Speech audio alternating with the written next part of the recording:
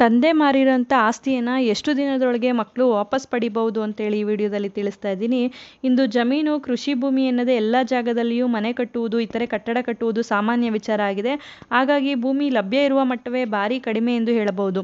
ಈ ನಿಟ್ಟಿನಲ್ಲಿ ಭೂಮಿ ವಂಶಪಾರಂಪರ್ಯವಾಗಿ ಬಂದರೆ ಅನುಕೂಲ ಆಗುತ್ತೆ. ಅದೇ ರೀತಿ ಪಿತ್ರಾರ್ಜಿತ ಆಸ್ತಿಯಲ್ಲಿ ಮಕ್ಕಳು ಮೊಮ್ಮಕ್ಕಳಿಗೆ ಪಾಲು ಸಿಗಲಿದ್ದು, ಹೀಗೆ ಪಾಲು ನೀಡದೆ ತಂದೆ ಮಾತ್ರವೇ ಆಸ್ತಿ ಮಾರಲು ಸಾಧ್ಯ ಇದೆಯೇ ಎಂಬ ಪ್ರಶ್ನೆಯನ್ನು ಹುಟ್ಕೊಳ್ಳುತ್ತೆ. ಮಾರಿದರೆ ಮಕ್ಕಳು ಏನು ಮಾಡಬಹುದು? ಆಸ್ತಿ ಮಾರಿದರೆ ಎಷ್ಟು ದಿನದ ಒಳಗೆ ತಂದೆ ಮಾರಿದ ಆಸ್ತಿಯನ್ನು ವಾಪಸ್ಸು ಪಡೆಯಬಹುದು ಎಂಬುದನ್ನು ಈ ಒಂದು ವಿಡಿಯೋದಲ್ಲಿ ತಿಳಿಸ್ತಾ ಇದ್ದೀನಿ. ಪಿತ್ರಾರ್ಜಿತ ಆಸ್ತಿಯಲ್ಲಿ ಮಕ್ಕಳಿಗೂ ಪಾಲು ನೀಡಬೇಕು ಎಂಬ ನಿಯಮ ಇದೆ. ಆಗಿದ್ದರೂ ಮೋಸ ಮಾಡುವುದು ಕೂಡ ಇದ್ದಾರೆ.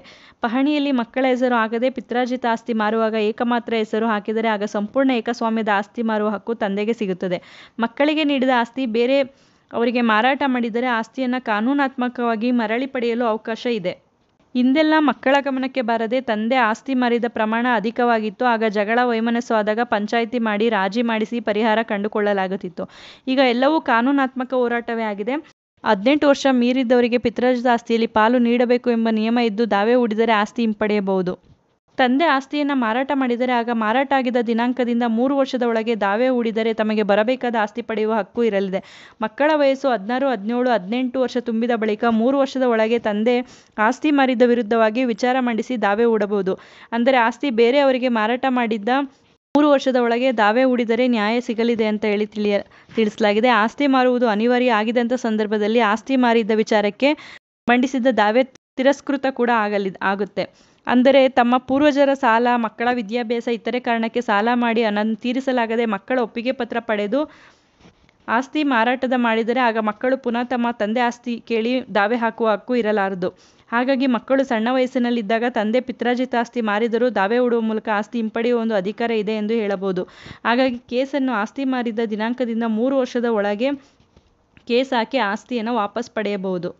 ಅಂದರೆ ನಾವಿಲ್ಲಿ ತಿಳ್ಕೊಬೇಕಾಗಿರೋವಂಥದ್ದು, ಯಾವುದೇ ಒಂದು ಪಿತ್ರಾರ್ಜಿತ ಆಸ್ತಿಯಲ್ಲಿ ಹಕ್ಕು ಆ ಒಂದು ಮೊಮ್ಮಕ್ಕಳೇನಿರ್ತಾರೆ ಅವರಿಗೆ ಹುಟ್ಟಿನಿಂದಲೇ ಬಂದಿರುತ್ತೆ. ಆ ಒಂದು ಆಸ್ತಿಯಲ್ಲಿರೋ ಹಕ್ಕನ್ನು ತಂದೆ ತನ್ನ ಮಕ್ಕಳ ಒಪ್ಪಿಗೆ ಇಲ್ಲದೆ ಯಾವಾಗ ಮಾರಾಟ ಮಾಡ್ತಾರೆ ಅಂದರೆ ಅವರು 18 ವರ್ಷಕ್ಕಿಂತ ಕಡಿಮೆ ವಯಸ್ಸಿನವರಾಗಿದ್ದಾಗ ತಂದೆ ಅವರ ಒಪ್ಪಿಗೆನ ಪಡೆದೇ ಮಾರಾಟ ಮಾಡ್ತಾರೆ. ಆದರೆ ನಾವಿಲ್ಲಿ ತಿಳ್ಕೊಬೇಕಾಗಿರೋದು, ಆ ಮಕ್ಕಳು 18 ವರ್ಷಕ್ಕಿಂತ ಕಡಿಮೆ ವಯಸ್ಕರಿದ್ದಾಗ ಮಾರಾಟ ಮಾಡಿದಂಥ ಸಂದರ್ಭದಲ್ಲಿ ಅವರು ಮೈನರ್ ಆಗಿರೋದ್ರಿಂದ ಅವರ ಮೈನರ್ ಗಾರ್ಡಿಯನ್ ಆಗಿ ತಂದೆನೇ ಕೂಡ ಈ ಒಂದು ಆಸ್ತಿಗಳನ್ನು ಮಾರಾಟ ಮಾಡ್ಬೋದಾಗಿರುತ್ತೆ. ಅವರನ್ನು ಇಲ್ಲಿ ಪಾರ್ಟಿಯನ್ನಾಗಿ ಮಾಡ್ಕೊಳ್ಳಿಕ್ಕೆ ಬರೋದಿಲ್ಲ. ಆದ್ದರಿಂದ ಅವರನ್ನು ಮೈನರ್ ಗಾರ್ಡಿಯನ್ ಆಗಿ ಅವ್ರ ತಂದೆ ಈ ಒಂದು ಆಸ್ತಿಯ ಮಾರಾಟವನ್ನು ಮಾಡ್ಬೋದಾಗಿರುತ್ತೆ. ಆದರೆ ಇವರು ವಯಸ್ಕರಾಗೋ ಸಮಯದಲ್ಲಿ ಆಸ್ತಿ ಮಾರಾಟದ ಬಗ್ಗೆ ತಿಳಿಯದೆ ಯಾವುದೇ ಒಂದು ಆಸ್ತಿಗಳನ್ನ ತಂದೆ ಮಾರಾಟ ಮಾಡಿದರೆ ಅಂಥ ಸಂದರ್ಭದಲ್ಲಿ ಅವರು ಆ ಒಂದು ಆಸ್ತಿಯನ್ನು ಹಿಂದಕ್ಕೆ ಪಡೆಯೋದಕ್ಕೆ ಕೇಸನ್ನು 3 ವರ್ಷದ ಒಳಗೆ ಹಾಕ್ಕೋಬೋದಾಗಿರುತ್ತೆ. ಒಂದು ಮಾಹಿತಿ ಉಪಯುಕ್ತವಾಗಿದೆ ಅಂತ ಭಾವಿಸ್ತೀನಿ. ಮತ್ತಷ್ಟು ಮಾಹಿತಿಗಾಗಿ ನಮ್ಮ ಚಾನಲನ್ನು ಲೈಕ್ ಮಾಡಿ, ಮತ್ತೊಬ್ಬರಿಗೆ ಈ ವಿಚಾರ ಉಪಯುಕ್ತ ಆಗುತ್ತೆ ಅನಿಸಿದ್ರೆ ಶೇರ್ ಮಾಡಿ. ಹೊಸದಾಗಿ ನೋಡ್ತಾ ಇರೋರು ಸಬ್ಸ್ಕ್ರೈಬ್ ಮಾಡಿಕೊಂಡು ನೋಡಿ. ಕಾನೂನಿನ ಜ್ಞಾನ ಪ್ರತಿಯೊಬ್ಬರಿಗೂ ಉಪಯುಕ್ತ ಆಗುವಂಥದ್ದು. ಬಿಡುವಿನ ಸಮಯದಲ್ಲಿ ಇಂಥ ಉಪಯುಕ್ತ ಮಾಹಿತಿಗಳನ್ನ ತಿಳ್ಕೊಳ್ಳೋದು ಪ್ರತಿಯೊಬ್ಬರಿಗೂ ಉಪಯುಕ್ತ ಆಗುತ್ತೆ ಅಂತ ಹೇಳಿ ಭಾವಿಸ್ತೀನಿ. ಧನ್ಯವಾದಗಳು.